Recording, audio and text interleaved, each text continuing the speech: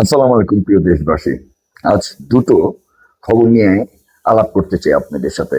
একটি খবর দেখলাম, পটুয়াখালী বাউফলে সরকারি ঘাস জায়গায় মহিষ গিয়ে ঘাস খাবে, সেটার জন্য ছাত্র দলেরকে প্রত্যেক মহিষে 200 টাকা করে দিতে হবে।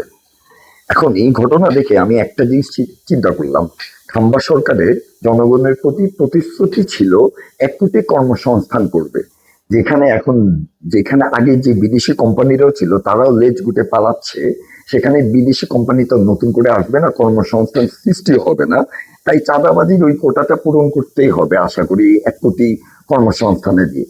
আর যেটা দ্বিতীয় ঘটনা, যেটা হচ্ছে গিয়ে মূলত আমার নিজেরই একটা অতীত জীবনে, স্কুল জীবনের ঘটনা মনে করিয়ে দিয়েছে এই খাম্বা সরকারের এই ঘটনাটি।